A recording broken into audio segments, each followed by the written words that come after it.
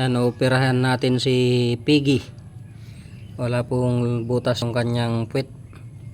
Okay, so tingnan natin kung kakayanin natin.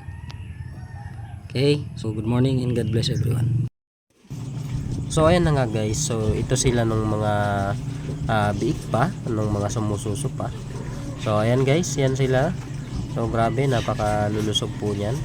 And meron po yung ginagamit na supplement na kung saan napakagandang pampalakas ng kanilang immune system.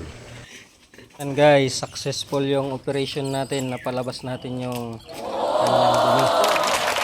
Ayan, napalabas natin, nabutasan na natin yung puwet niya kasi wala siyang puwet,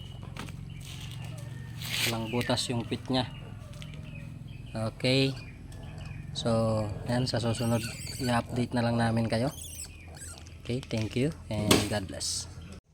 So ito na nga guys, nandito na nga tayo sa kulungan. So ayan si Thunder Doggy, yung pangalan ng aming aso. At ito naman po yung nanay ng ating mga biik. And syempre yung iba po is binenta kasi nagustuhan rin po ng ating mga nakakita sa ating post. So ayan, kaya binili po nila yung iba po nating biik. So ayan po, update po namin kayo. Ayan po yung aming alaga na ngayon. At yung maliit na yon, yan po yung inoperahan natin na nakasurvive. So ayan po si Piggy, na kung saan hindi na nakahabol sa laki ng kanyang mga kapatid. Pero good news kasi nakasurvive po siya. At napakasigla niya po. Kaya sa mga may alaga, so wag po kayong mawawalan ng pag-asa. God bless everyone.